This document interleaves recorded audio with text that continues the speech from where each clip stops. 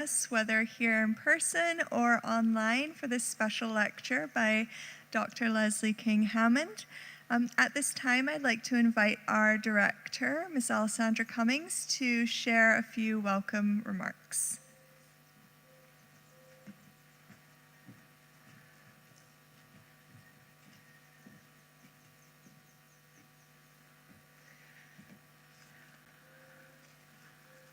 So welcome, everyone. Good evening. And welcome back, Leslie. Because it's been a few years. Too long, Leslie. But welcome back. It is with great pleasure that I welcome you all on behalf of the Barbados Museum and Historical Society and the Barbados National Art Gallery to this very special evening with Dr. Leslie King Hammond, and if I may extend to artist Joe Norman. Welcome.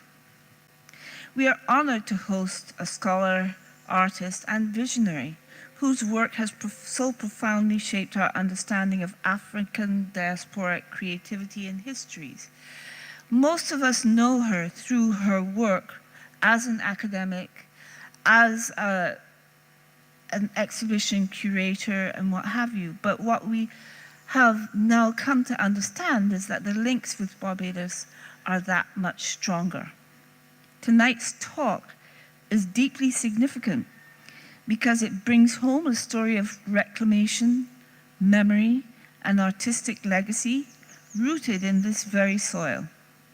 Dr. King Hammond's reflections on her genealogical journey resonate with so many Barbadian families whose histories are transnational, yet deeply anchored in place, in art, and in community. As we continue our work to illuminate the cultural heritage of Barbados and champion the creativity of our people through both the museum and the National Gallery, this evening reminds us of the powerful ways in which personal histories can inform, inspire, and transform collective memory. Dr. King Hammond. Leslie, we thank you for bringing your family's story home and for inviting us into the richly textured world of your art and scholarship. Thank you very much.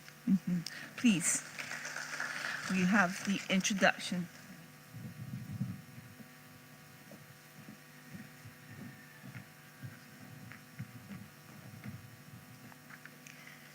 Thank you, Alessandra. I now have the honor of introducing our speaker this evening.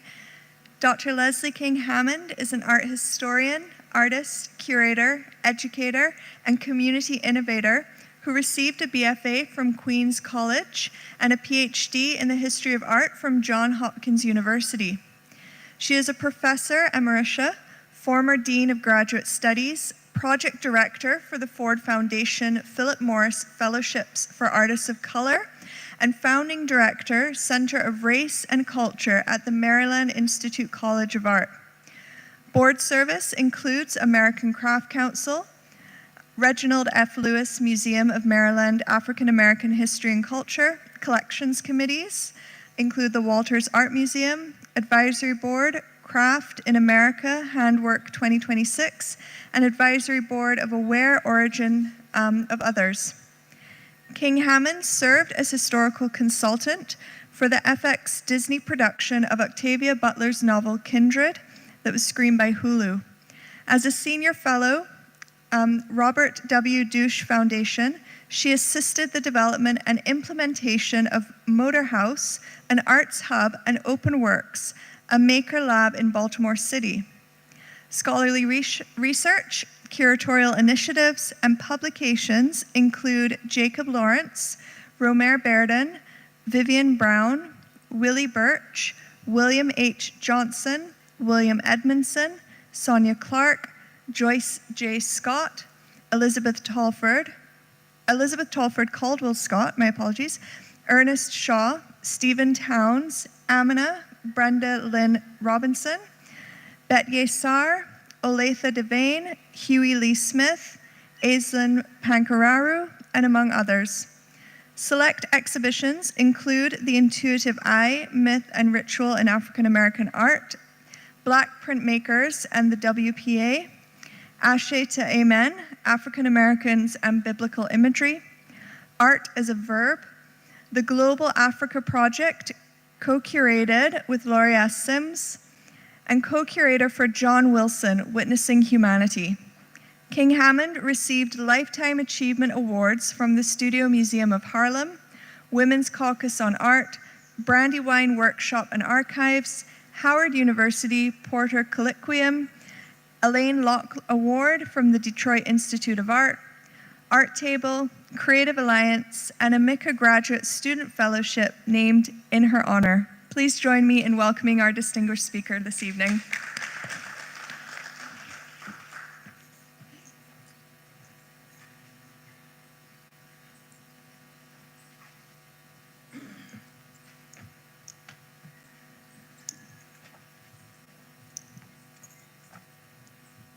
Hello, and thank you everyone for inviting me. I am so honored, I am so blessed, I am so excited for this moment to be able to come back to an island, to a country that has been pivotal in my entire career. First, I would like to give immense thanks and gratitude to the Barbados Museum and Historical Society, especially Alessandra Cummins, and yes, I will be back sooner than I was the last time. I have been most relaxed in not attending to these details. I am also immensely grateful for the assistance of Harriet Pierce, archivist, who absolutely helped me to find and locate, identify all of my family members that I had a picture for, and you will see in a moment who they are and where they are, and Natalie McGuire for touring us through the facilities and all of the resources and magical assets in your collections, which have reaffirmed the research and work that I'm doing. I would also like to thank my travel partner, Professor Joseph Norman, who comes from the University of Georgia, the Lamar Dodge School of Art, who is equally inspired by this country and fascinated, if not just plain nosy and curious, about who and what my family are about here on the island. What I'm going to do is, since basically I am taking the liberty, and I also have to say something. I have an alum from MICA here, Annalie Davis, who has just arrived back from her travels in Berlin to join us, and I could not be more excited to see Annalie and to also know that she is thriving and surviving in this really rugged art world that we have going on here. So more to come later on that. In any event, what I thought that I would do is sort of, because you basically, you had an introduction about me and a little tidbit here and there, you really have not seen the kinds of things that I have been involved with. And you know what? I left the clicker. What kind of a, there we go. Thank you. So what I've done is recreated a lecture from an exhibition that I was asked to put together when I received an honorary doctorate from the Montserrat School of Art in Bedford, Massachusetts. And it was a way in which to sort of talk about what were the things that drove me to become who I am and what I'm doing now, because my family still thinks I'm a little weird. But they're starting to put the dots together about why this is so important as I have come back to Barbados to finally answer a lot of questions that have been gnawing at me for a long time. And they are the kinds of questions that have been gnawing at anyone from of African descent who has come into this quadrant of the hemisphere and still has questions about their origins. So, here I am as a little baby with my grandmother. My grandmother was the one who gave me this unconditional love, and no matter how ridiculous I was, she was always there for me. My grandmother was born on the island of Barbados, and as we found out yesterday, the name that I knew her by was not the name that she was given. Consequently, part of the process of research and genealogy to understand. Her name, as we knew her, was Ottile. In fact, it was Adalase Dodds Maxwell, born in 1892, migrated to the United States in 1930. She and I had a special bond, and part of that special bond was because I was a very sick baby. In fact, I was blessed or unblessed or whatever to have cancer in a time when nobody talked about the C word. And I had developed certain so-called disabilities or abilities, learning to have reclaimed the challenges that I would have to negotiate. But my grandmother was a brilliant seamstress, and when she arrived in the United States from Barbados, she became part of the garment industry in New York City, working on 7th Avenue in the 30s and 40s of those streets, companies making garments.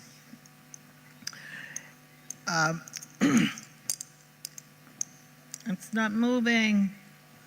Help.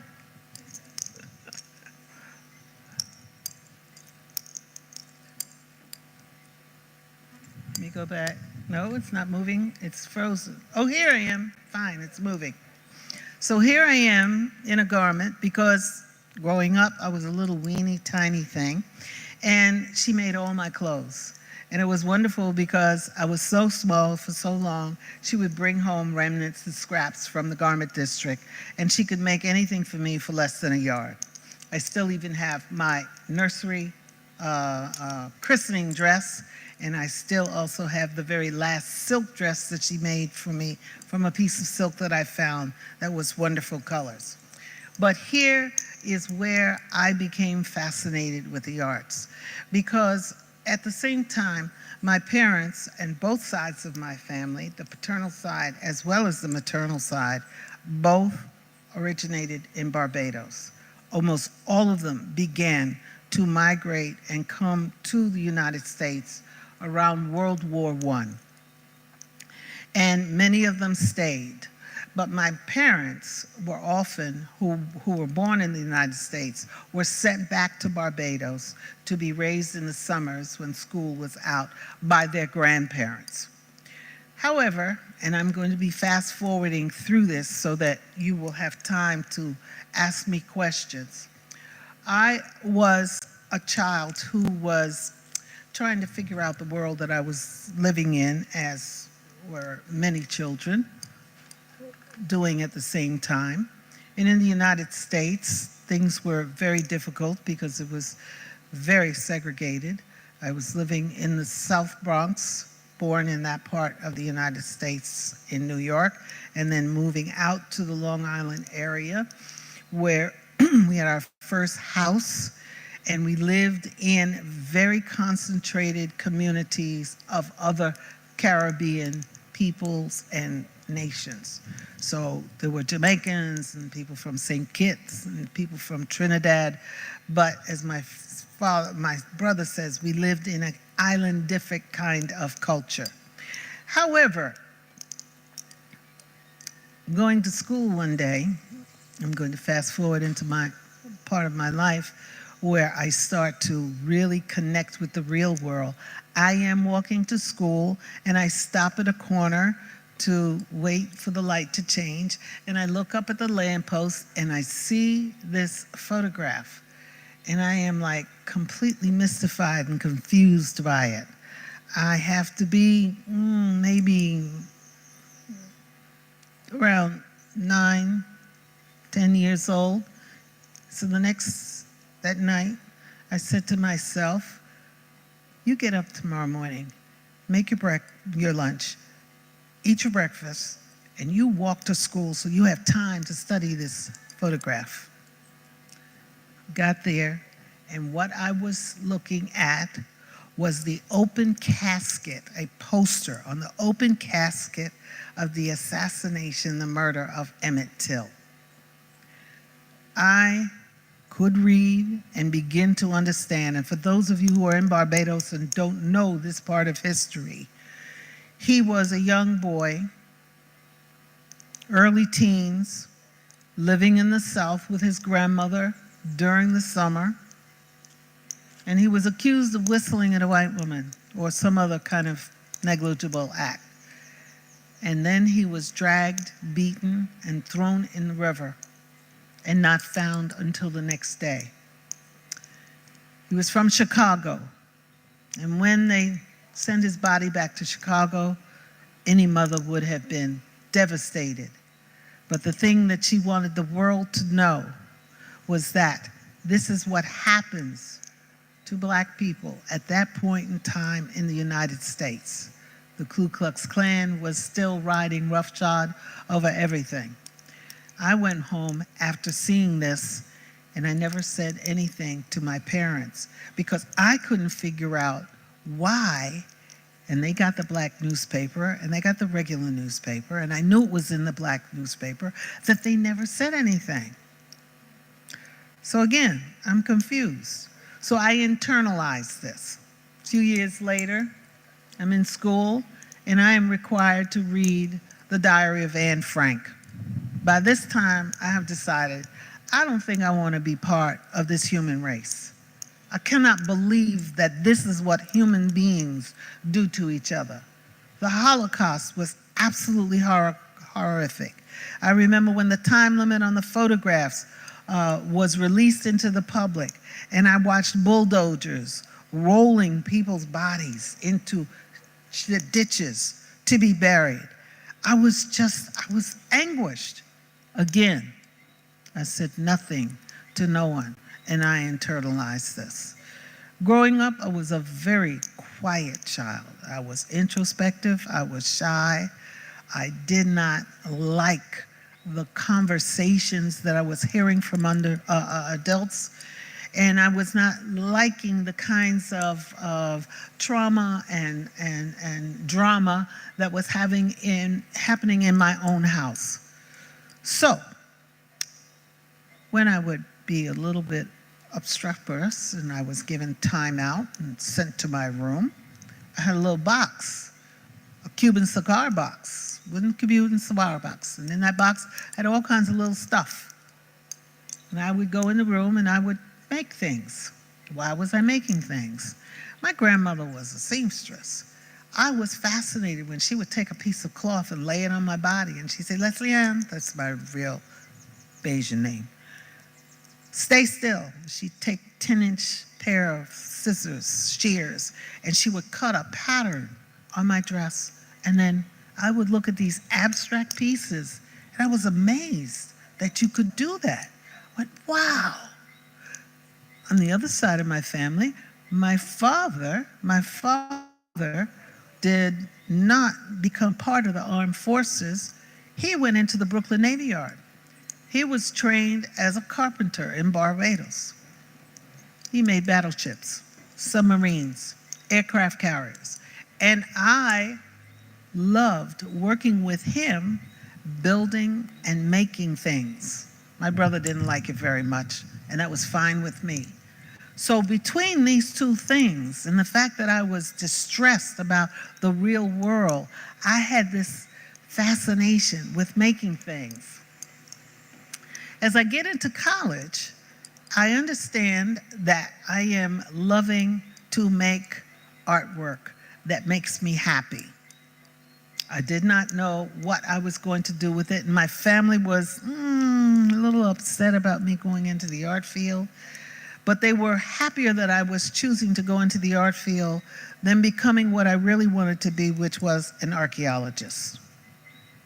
Because after I discovered Emmett Till and Anne Frank, I figured, wait a minute, there's something to be said about digging in the earth and culling out shards and pieces of cities and rocks and putting all of that stuff together and telling stories about how real people lived and survived and got to this time.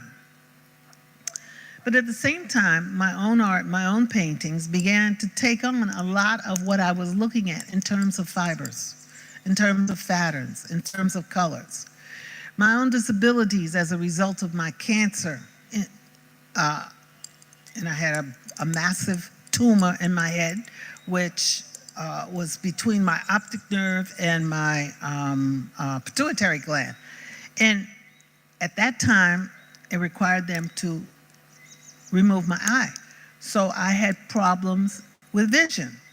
But when I got into my art classes, I all of a sudden found myself excelling in the color, because as we were taught in New York at the BFA program at the Queens College, you had to take a whole class in color, just like the Bauhaus, all of those artists from that period, so that you understood.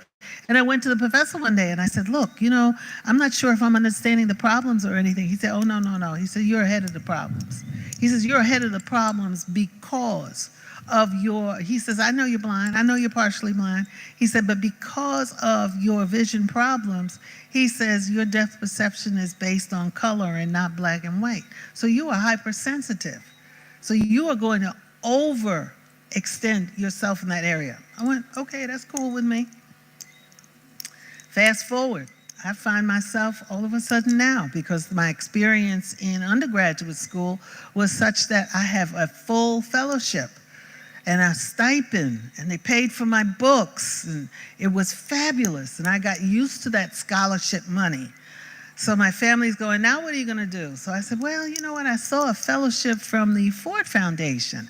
I think I'm going to apply. And I did, and I didn't get it. It's okay. I didn't know what I was going to do.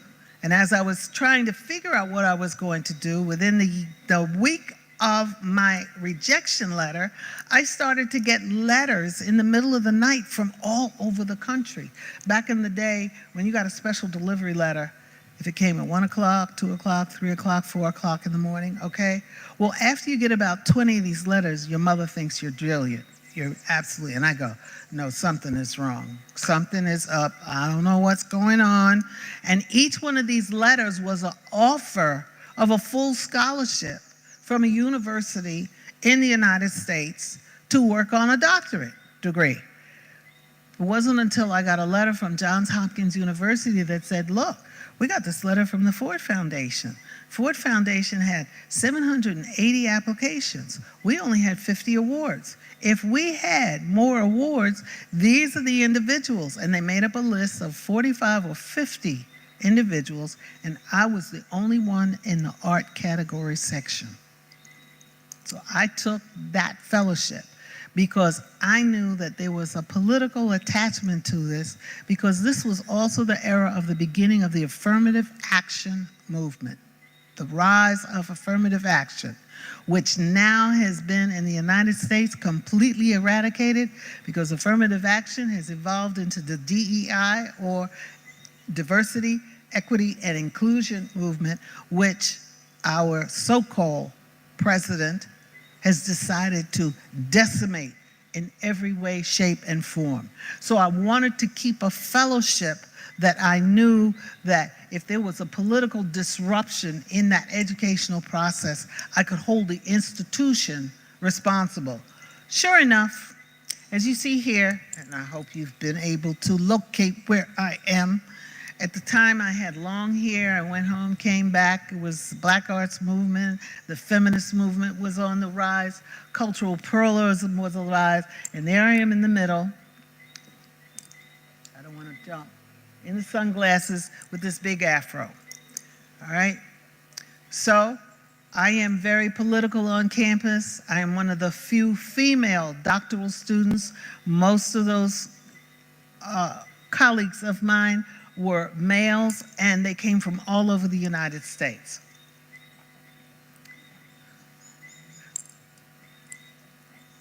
Did I do that? No. Okay. While I was at Johns Hopkins University, one of my classmates turned out to be a noted poet and musician, Gil Scott-Heron, and he was highly politically active. He wrote a song which became the foundation for the hip-hop movement called "The Revolution Will Not Be Televised." And he was my colleague in the building that I lived. He lived on the first floor, I lived on the third floor. Anything that happened, he was like my big brother. I would call Gil and he would come get me. Gil had a lot of demons, a lot of vices, but the one thing he did was he pulled us together to reiterate and inform us about our legacies. His girlfriend, Dawn, came from another Caribbean island, so we had this very strong relationship going on. And he went on to get his master's degree in writing and move on to become a celebrated poet. But he too was a powerful impact on my life. Okay, I'm a grad student at Hopkins. Classmate says to me, "Leslie, they need some teachers at the Maryland Institute College of Art." Maryland Institute College of Art, one of the oldest art academies in the United States, 1826, Beaux-Arts Academy. So I figure I need a job, so I need to go do this. So here I am, all right, being appointed, one of the only black faculty on this Beaux-Arts institution, okay? And I have to tell you, I didn't plan my life. You know, I didn't have a business plan. I looked at my life as an opportunity to follow a journey through the arts, all right? And it was while I was a young instructor that I met Anna Lee Davis in one of my classes, right? And I went on to, in this role, become more influential in the lives of other artists. But at the same time, I was still making my own art, but I was also very cautious and hypersensitive about not being seen as in competition with my students, my graduate students who were often older, or my undergraduate students who were seeking to reach higher levels of facility and visual acuity in their work. And I was like, no, I don't need, that's not where I want to spend my time, but I do need to keep making things. So as I continued to move on through this, I got opportunities to write the first catalog for the Studio Museum in Harlem, Ritual and Myth in African American Art. But one of the things that I started to do in my work was that while I was trained in the classics and expected to be a classical art historian, I knew that artists from the African diaspora were also a special ilk. And not all of them had the opportunity or access to gain the academic education to be able to be competitive in the art world. So in this exhibition, I was able to present artists who had not ever before been in a major museum. It was also a wonderful opportunity for me to have a first major publication to begin my professional career. And what I realized is that what was needed in the field was that somebody had to tell the stories. Somebody had to document the fault lines within art history, not just in the United States, but as we became more and more globalized, how are you going to create those intersections? Because if you have an exhibition and there's no documentation, then nobody can verify the fact that this ever happened at all. So when people came to me, because I was an anomaly, trust me, this is back in the day, this is old school, they had the pull cord telephone, you understand, still.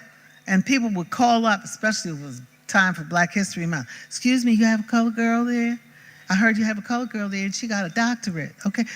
What's her name? Can you connect me to her office, okay? Because we need somebody to come to our school and speak." And the president kept saying to me, "Why are you doing these things in the community?" Well, I come from a working class, Depression culture, Afro-Caribbean working class family, okay? I know that I have been privy to an experience, an educational experience in the arts, which is so rare. And that if anybody was reaching out to me to want to connect anything, I was not going to deny them. So in this exhibition, I had people like Henry Tanner, the Thankful Poor, to establish the fundamental belief systems that we had coming through the Christian, Islamic traditions. And I also had individuals who were first-time, not academically trained artists, to beg the question about who has the right to be in a museum. Then, while I'm at the Maryland Institute College of Art, the Dean of Graduate Studies, the president is understanding why there are not more students of color in the graduate school. We had a small contingent, maybe about 10% of students of color, and maybe another 5% of international students. But the difficulty in the United States was because artists of color, African American, indigenous, Latina, and Asian, did not have terminal degrees, MFA degrees in the arts, they couldn't be employed in major universities, colleges, or any kind of academic situation other than public school. So he said, Leslie, I have some contacts, he says, and I can get some money. He says, if I get the money, do you think? I said, no, here's the thing. You tell me when you have the money because I know where the students are. This is an artist who would walk past my house every day with his little dog, all right? And he would bemoan the fact that he had to go back to the classroom to teach because he wanted to spend his time in the studio. This is Thomas Miller. He wanted to spend his time in the studio painting. This is a mural that he did in a public arena, all right? And it talks about reading, it talks about writing, it talks about a community that he was born into and loved. But the thing was, is that one day, and he's passing by me, I said to him, Tom, I'm doing a lecture, and back in the day we had slides. I said, do you have some slides? He said, yes. I said, well, give me some slides, okay? Came by. 3 weeks later, he comes by. He said, Leslie, he said, I got a letter from the Maryland Institute College of Art. I said, yeah? He said, and I've just been accepted to a graduate program. I said, really? Now, of course, you know I'm the graduate dean, all right? Well, I had taken his slides, taken the application form, taken out my checkbook, wrote the check for the application form, put him into the processing pile for students, and I said, well, didn't you say you wanted to go full-time? He was the first student to ever, in my career at that school of over 4 decades, to sell out his entire thesis show in 3 days. Nicholas Cave, now huge artist in New York, out of Chicago. This project that we created at Maryland Institute called the Ford Foundation Philip Morris Fellowship for Artists of Color banded together Yale University, Cranbrook School of Art, School of Art Institute of Chicago, and Cal Arts. And each school was given 4 awards. And I manipulated the schools into agreeing, because I had control of my financial funds, to match the awards that these outside funders had so that each student who got this award would get a full scholarship, all right? These students came in and exceeded every expectation. Nicholas Cave, here seated, is next to what he calls his sound suits. Sound suits. He was a dancer. And what he would do is create these ensembles that he would put on just any person and gather them together and play music and make them move, all right, to jump. The other thing, that went back to my grandmother, I said, look at this. He's using doilies, and he's using crochet, and he's using fiber, and he's using the works what I call the anonymity of women's handwork. He has reclaimed and recycled and put them back in order. Over on the side, buttons, which for African Americans coming through in the United States, in the South, the North, whenever, to have a button was really very special. So they had to make buttons out of shells, out of wood, and sometimes they would ball them up and make them out of scraps.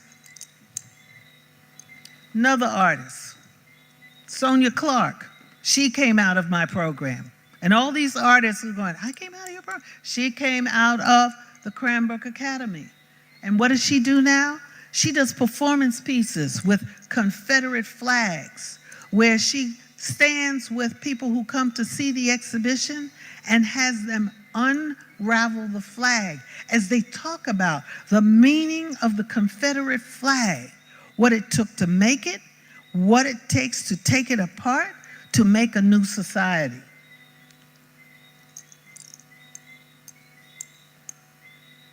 I don't know why this keeps happening. It's not me. Okay, Daoud Bey, another artist who came out of this Ford Philip Morris project, came out of Yale, started doing photographs of just kids in the neighborhood, in his locale, and then compartmentalizing them into grid units. Absolutely incredible pieces. Many of these works are literally as large as the screen that you see here. Daoud Bey now is in demand globally. Any museum that has a photographic collection cannot afford to call themselves legitimate without a Daoud Bey.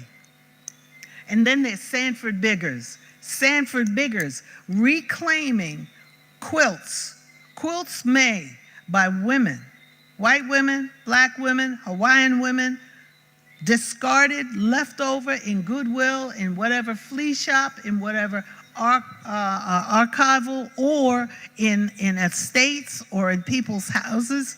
He takes them, cuts them up, recreates them into these geometric situations. However, he has also gone on to use this design format to create sand mandalas. We did a fiberations, what we called it a fiberations colloquium at the Maryland Institute, not the Maryland Institute, the Reginald F. Lewis Museum of African American History and Culture. And we invited him in as one of the artists so that we could tell all of the fiber stitchers, all of the people, male and female, who work in fiber traditions, all of the extensions of the things that you can do with fiber beyond just the needle and thread. By the time he got to talk about his sand mandalas, which take tedious time, laborious, and then when it's finished, he takes a broom and just sweeps it away. They were blown away. Okay, and this is Peter Williams. Peter Williams, he was a Vietnam veteran. When he walked through the door of my office, and many times as I found these students in the most unlikely places for this Ford Philip Morris program, they came with all kinds of challenges. He was a Vietnam veteran. He had lost part of his leg, and he came in and he said, I don't know if you have a problem with me, and I'm a veteran and I don't have a leg. I said, you got hands or whatever, do you paint? Do you paint, do you put the bases to your ankles or to your feet? He said, no, I can paint with my hands. I said, I don't have a problem. Let's go. This is George Floyd being arrested, all right? Then I ran out of money. I didn't have any more money for this fellowship award. However, throughout the United States, I am an anomaly. How many black female graduate deans at a Beaux-Arts institution exist? And people knew I had money. But the other thing they knew is that I had a program that would protect the integrity, the voice, and the agency of these artists. So artists were sent to me from their faculties and from communities where they wanted to see their artists excel. This is Shanique Smith, who began doing, again, mandalas, all right? And then over here, she started looking at what we call now fast fashion. What happens to all the polyester clothing? What happens to the excess of garments that are produced and dumped on the shores of Nigeria, of countries where they think nobody cares, all right? Well, she started to make sculptures out of them to bring attention to this growing concern about what will happen in 1,000 years when these garments will still be around. Then, of course, I got blessed. Somebody called me up, Arturo Lindsay, and sent me Amy Sherrill. By the time Amy Sherrill came to me, she was sent to study with one of the most distinguished abstract expressionist artists, Grace Hardigan, who is now again in a resurgence in terms of her career, and she worked with Grace Hardigan. By this time, Amy Sherrill, and this is on the right, these are the works that she's creating. So how does she create this work? Amy Sherrill walked up and down the street. She walked up and down the street and she saw people, regular people in Baltimore that were interesting to her. And she would say, you know, I sort of like you. Would you mind coming back to my studio? And I have some garments. Do you mind if you try on this dress or this hat or this outfit and I can paint you? Yes. Fast forward, I decide my time at Maryland Institute is over. I'm moving forward. They don't have anything else for me to do. They're sick of me being a pain in their butts. So I have to go on and find another way to make a way in the art world. I am then given a senior fellowship with the Robert W. Deutsch Foundation, which is now committed, a private family foundation, about $300 million in investments, and they want to make Baltimore their focus, their epicenter to fund. So they come to me and they say, look, we don't know anything about how to do what we're doing. And we are buying up all these properties. So by the time they got to me, they had already bought the properties. And I said, well, what do you want to do now? And they said, well, I think we need a building where we need to put artists and community groups, and we need a theater. I said, oh, you need an arts hub. So I helped them create an arts hub. While we're creating this art hub, which was an old antique building, the first car dealership in Baltimore City from 1907, the director says to me, you know, I just saw Amy Sherrill's work, all of those portraits over there on the side in an exhibition at the Creative Alliance where Joseph Norman had an artist in residency position in Baltimore. She said, I love her work. She said, I would love to have her in this space that we created. And because it was an old car dealership, we called it the Motor House. So I said, well, you know, she's perfectly amenable. She's accessible. Just send her an email. She said, oh, I don't know her that well. I said, okay, fine. I pulled out my iPad. Amy, what are you doing? What's happening? Oh, Doc. Oh my God. She called me Mama Schmurf. I was the Mama Schmurf to her. She said, I'm in the worst studio possible. It's broken down. The dust is high. And what you have to understand about Amy Sherrill, and she too embraces her disabilities. While she was in grad school, she was in the pharmacy one day, passed out, woke up in a pool of blood, only to find out as they sent her to the hospital that she needed a heart transplant. So she survived this heart transplant and she is now doing this work. And I tell her, Amy, get over here. I have a studio for you. As she comes over to the studio that week, she tells me, Leslie, I won the commission for the Michelle Obama portrait. It was just like, oh my God, this is just, you can't make this up. You can't wish this. It's another one that came out of this program, a Latina artist. He was completely and totally Rene Trevino, openly gay, married, from Houston, Texas, talking about how to bring his indigenous culture to the forefront, having major shows, retrospectives all over the United States. And then, while I'm doing this Ford Philip Morris program, my president says to me again, okay, now we got these black students and Latino students here. He says, every time I go someplace, I see a show that you have curated at some other institution. I said, yeah, that's what I do. And he says, well, how come we have never had anything here? And I said, well, you never asked. So he said, well, I want a show. Fine.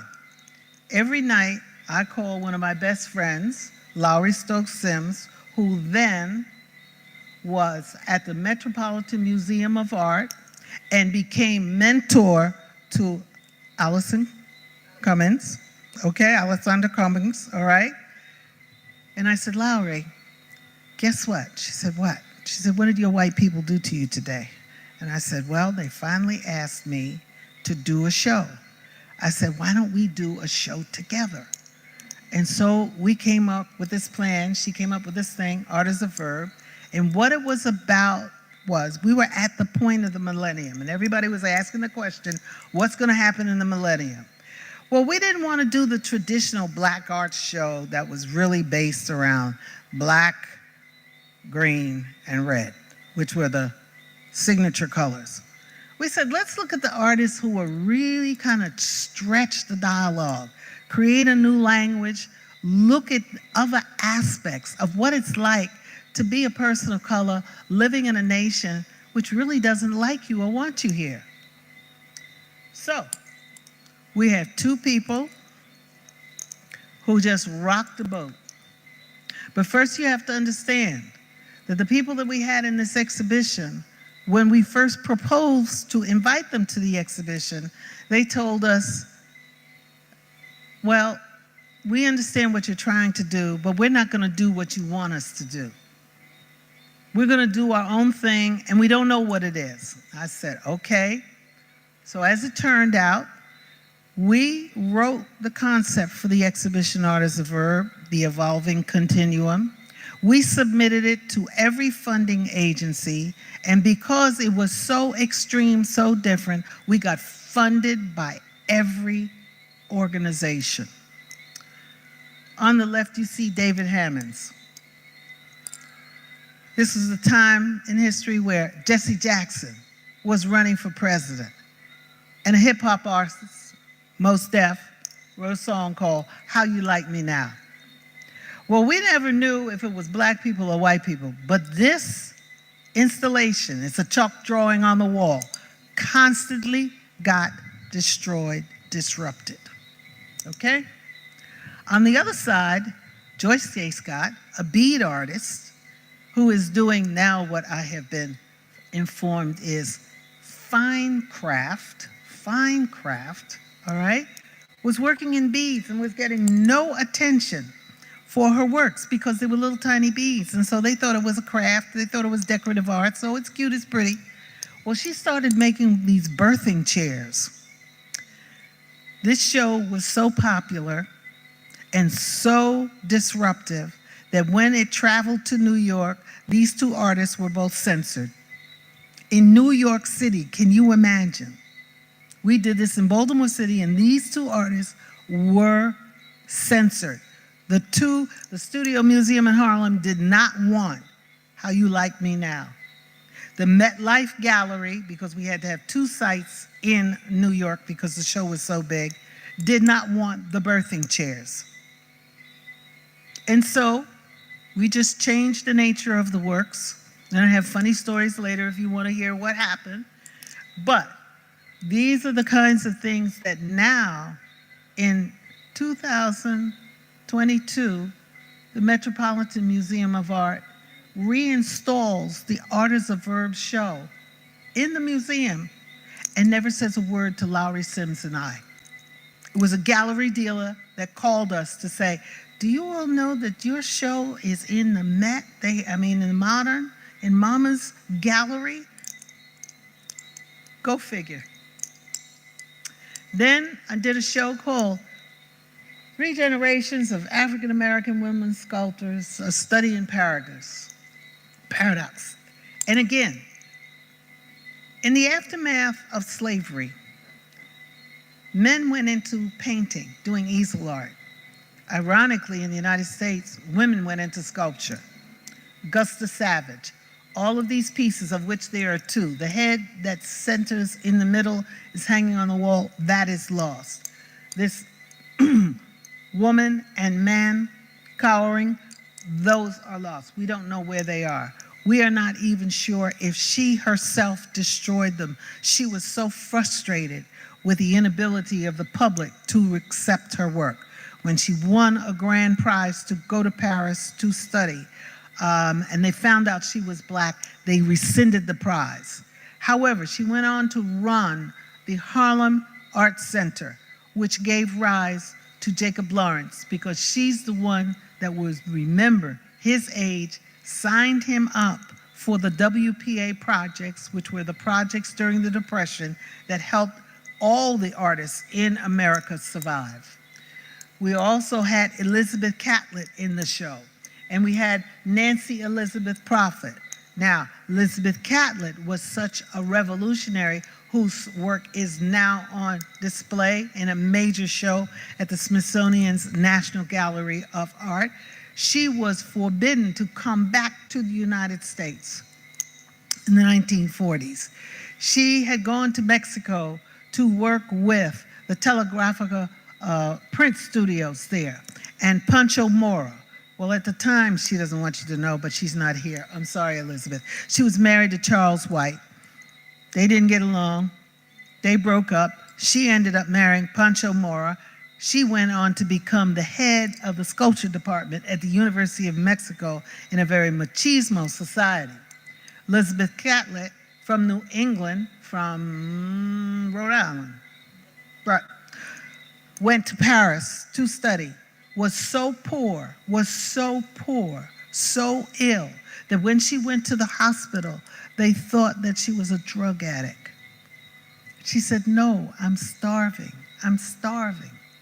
Again, an artist who we are not sure that she didn't destroy the greater body of her work for lack of frustration. So this is why Tritobia Benjamin, who was then the head of the art history department at Howard University and the Gallery of Art at Howard University, we banded together to do this show. Now, we come to me. Here it is. That show that I did was a sculpture show for women, was probably back in the mid-90s. Around, I would say, 2 years later, my uncle comes up with this photograph. And I'm like, oh my God, this is my family from Barbados. Now, all the time that I am doing this artwork, all the time that I am working in the art world, my grandmother is like behind me 1,000%. My mother is confused. My father thinks I'm slightly crazy, but that there is a method to my madness because I have a little bit of the non-compliant in me, and I also am very determined about what I feel strongly about. So I'm looking at this, and this is why I give great gratitude to Miss Harriet Pierce for helping me yesterday plow through this so that I have identified every individual in this picture. This is my great-grandmother and my great-grandfather. I thought my great-grandmother was Creole until my uncle said, no, she's British. I said, you mean as in London, kind of England, British? He said, yes. So that even drove my curiosity more. But it took me more than 10 years to get back here to do this, to find this. All of the garments that you see, everyone wearing, my great-grandmother made. I just donated to the museum a beautiful tablecloth that on the left side you see the taller sister, made for her sister, my grandmother, a tablecloth for her wedding gift, because I could give it to a museum in the United States, but I don't think that it would resonate with the importance to tell the story and to look at the artifacts that I have seen in the collections today. As a result, a friend, Deborah Willis, MacArthur Genius Award winner in 2005, was putting together a show called Artist Scholar, which looked at what happened to those of us who had art degrees and were artists in our real lives. What happened to our work? And she said, Leslie, you need to be in the show. And I balked and I said, no, I don't need to be in the show. I'll find you somebody else. Until one day I found my self-portrait. She said, okay, I'm coming to your house next week. When she walked through the door with her assistant, I said, come on, let's go up to the third floor. I had a three-story 1895 historically preserved townhouse in Baltimore. And I said, let's go up to the third floor where my studio is. And she stopped and she went into my living room. She said, what's that? I said, oh, that's the fireplace that I turned into the altar to celebrate my grandmother's life. So here I realized that I loved doing what we call bricolage, and that is finding all the elements of what we call material culture, which has been a disparaged part of art history, not even worthy of being called decorative arts, because they never felt that it was important enough to pay attention. And on the left and on the right are the crochet and drawn thread embroideries that my aunts made, that my mother had in her hope chest, and I pulled them out and incorporated them. So this is an altar to my grandmother, whose name I have to completely rewrite because what I have now officially in the records does not match what has been recorded. Then I did another installation, and this was at the time of 9/11, which was horrific in the United States, especially for those of us on the East Coast. We had the temerity to think that we were not an agent to be targeted for this kind of terrorism. At the time, the school was getting ready to have a faculty show, and I had some small works that I was going to put in, and I decided to pull out of the show and went to the director's office to say, look, everyone is hysterical. The Pentagon was just hit. The plane had just crashed in Pittsburgh, and the director is throwing his hands up. And one of my graduate students was standing there looking at me. And all of a sudden, out of his mouth was, oh, Dr. Hammond, in class, I recall you telling us that when crisis hits, that's when you're supposed to work the hardest. And so now you're in here telling us that you can't put your work together for a show? And I said, oh, God. And as he cussed me out, as I was walking out of the office, and the director of exhibition is following the student who's cussing me out, and I get to the front door, I said, look, I'm going home for lunch. I'm going to come back. I will have a plan. And I just pointed, I said, I want that corner over there in the gallery. He said, you can have the whole damn gallery because everybody else is pulled out of the show.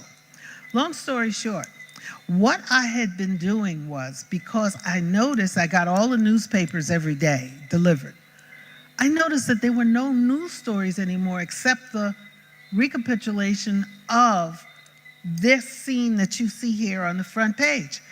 Throughout the newspaper were nothing but prayers, all kinds of prayers from different companies, organizations, churches, individuals. I started to cut them out.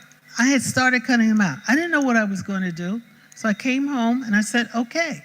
Then I came back to the school and I sent an email out and I said to the school, everybody send me a picture of people who you know who have passed in the year around this time. Then we did an exhibition, Lowry Sims and I, called the Global Africa Project, because now it was her turn. I had to do Art as a Verb at the Maryland Institute College of Art. Lowry has left the Metropolitan Museum. She has been at the Studio Museum in Harlem, and now she's at the Museum of Art and Design. Your Museum of Art and Design now wants a show on Africa, which we had projected. We had thought that they were going to come forward to say that. And so she said, Leslie, we need to do a show together to celebrate your Center for Race and Culture. So we put together this show, which talked about what African people in the diaspora were doing in the world of global art, in photography, fashion, design, and architecture. We had over 125 artists in the exhibition. Nearly 80 to 90 of those artists showed up.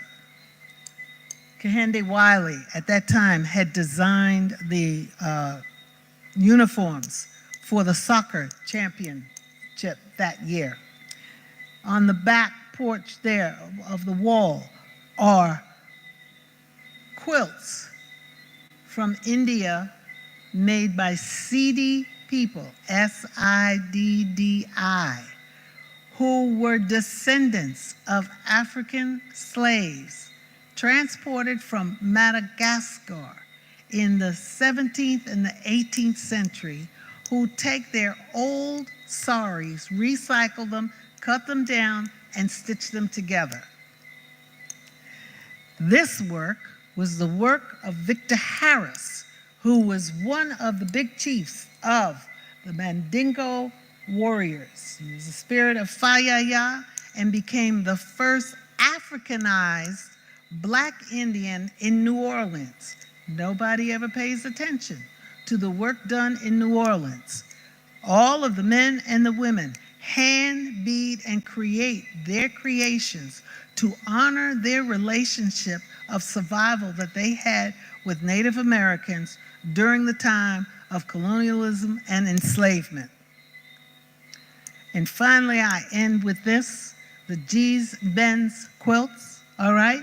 Because they have literally ruptured the art world with being finally consecrated as the true American aesthetic that would have rivaled, if it was executed on canvas, in paint, all of the major painters of the period. I thank you so much for allowing me to tell my story, which I will have more, Alessandra, when I come back.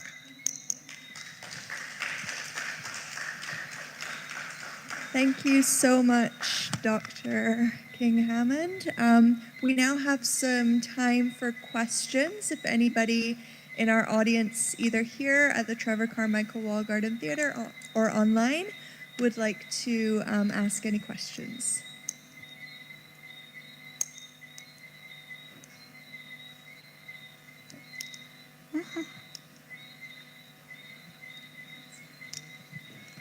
Thanks so much. I mean, that was really like this incredible pedigree of artists that you've just taken us through, Leslie. I remember seeing this for the first time at the High in Atlanta and moved to tears by the profound beauty, but also a kind of a grief around, as you have mentioned, like art history needs to be rewritten. You know, this notion of what we were taught as modern left out so much. And it just reminds me, when I was at school at Maryland, there were all windows and no mirrors at the time. It was a very different time now to be at school. And so my question is, given the decades of work that you've been doing to kind of challenge the canon and write a different story for art history, we are all moving into a very different moment, and I'm kind of wondering, like, so much of this can't be shown or spoken about or written about, and I'm sort of wondering what the strategy is now. Like, these are unknown waters that you're functioning in, and I'm sort of curious, what's happening now? These have become extraordinarily difficult times for us in the States. and will have a trickle-down effect globally. There is a clear, there's clear intentionality to erase and obliterate everything that I have shown you, all of these artists, these stories, the focus on the themes that they have, and this is just the tip of the iceberg of what I've been working on. All of the things that resonate with how the African presence in the Black Atlantic, from the top of Canada down to the bottom of South America, has irrevocably changed the world. The other thing that I find absolutely fascinating is that the denial of the truth of history in anthropology and archaeology that tell us all the time that Africa is the origin of all Homo sapiens in whatever variables you might find them in different parts and sectors of the world. Right now, many of my colleagues and myself, we are determined and focused and relentless about telling and recording these stories from the voices of the artists. One of the failures, I think, of art history, which was a German invention nearly maybe 100, maybe close to 200 years ago, was that they did not pay attention to the voice of the artists. They didn't think to talk to the artists about what they were doing. We were trained and encouraged to find a poet, a scholar, not even a scientist. They didn't even go into other disciplines or genres, all right? To find someone else who would validate the path, the vision, the course that this artist was taking. So much of my work now is structured around, one, I will not work on a project, one, because I'm an old head now. You know, I've been in this for a while. And if you don't have any young scholars, young artists working on this, I don't want to work. I don't want to be bothered, all right? Because I've already positioned my voice, and you're coming to me because you understand where my voice is coming from. But I also understand that there are other voices that need to be encouraged, nurtured, and moved forward. So if you're not going to include younger voices as well as artists who don't have to be scholars, so to speak, then there's no point for me to be involved with this. The other thing is that I myself now focus the work that I can do that is more meaningful to me in ways to really elicit greater understanding from the true architects and engineers and technicians of the artists who have done all of the creative work that we look to. It's just impossible for us to preserve this history, much reclaim this history, as this history is now relentlessly being destroyed and obliterated. Remember, in the United States, we actually have schools that are removing books from the library, hundreds of books. It is absolutely incredulous.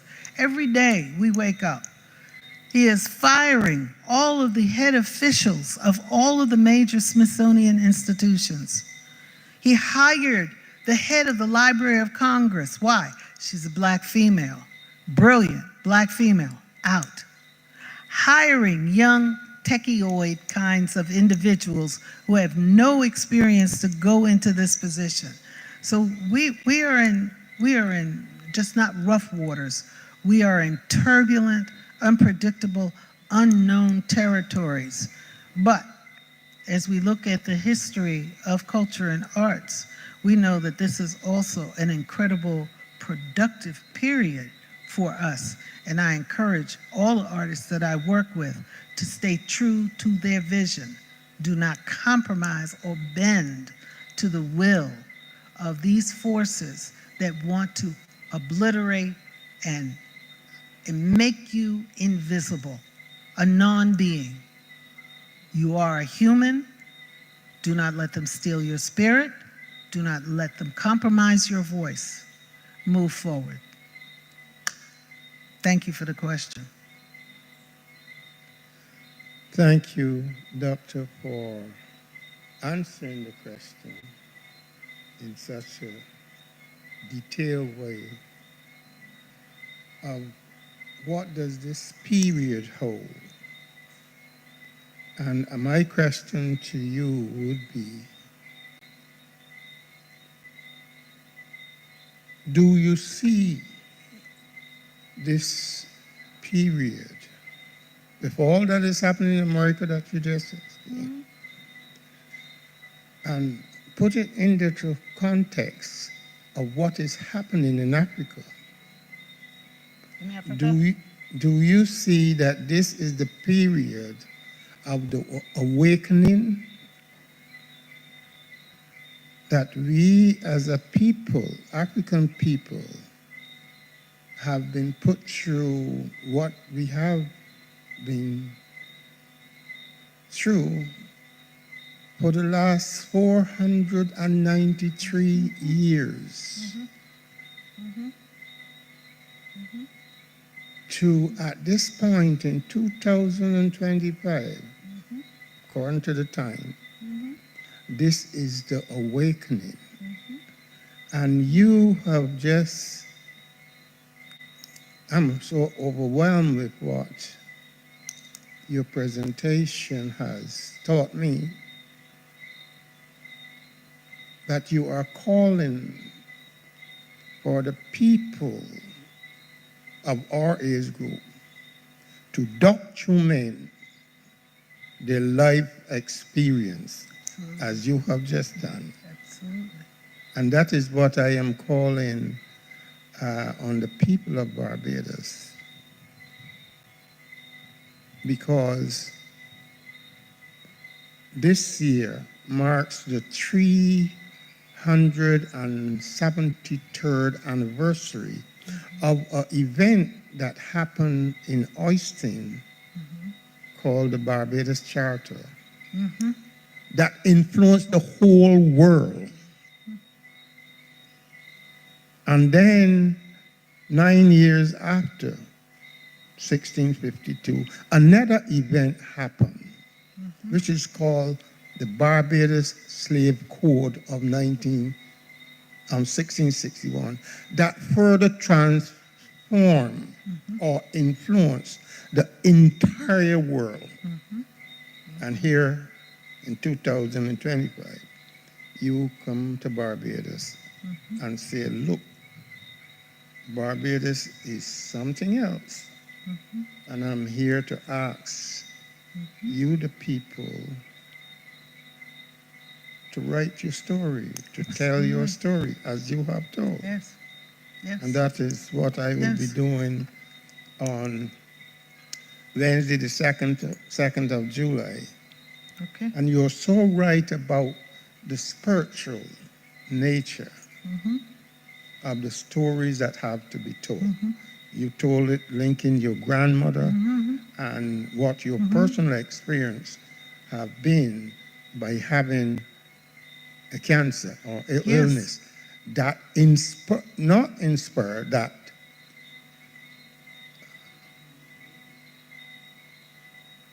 color.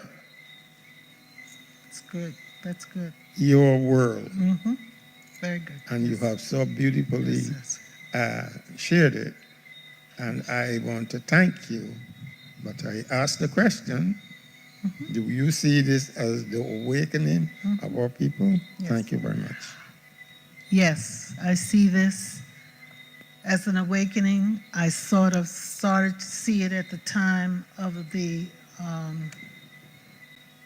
so-called period where we did Art as a Verb, and we started asking these questions because we kept seeing artists breaking away from the traditions and the classical expectations and assumptions of what art, culture, and what our role as people of African descent mean to the nation of Barbados and all of the Caribbean, all the way up, as I said, from the bottom tip of South America to the top of Canada. I would always tell my students as they became increasingly troubled that what we are witnessing is a kind of global tantrum which has manifested itself rather horrifically in the United States, where white supremacy, which was always written into the Constitution, Declaration of Independence, and all of the documentations that provided freedom for those in the United States, were being tested. We now know from demographics that in the next 10 years, the Euro-American populations in the United States are going to become the new minority. You cannot reverse that information. I just read recently in another demographic study that by 2050, Africa will represent 25% of the world population. I find it unconscionable that people cannot understand that to be human is to have two species, male and female, 4 blood types, do you understand? That constitutes being human, and that this whole thing about race is a fallacy, especially when we all originated from the same places in Africa, and everybody is African.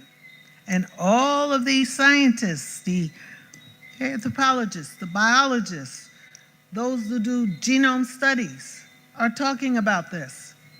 But the regular publics are so fearful. They are terrified, okay? And this is why they elect false leaders to come in to protect the mythologies that they hope will prevail, that are failing. They will fail. They cannot survive.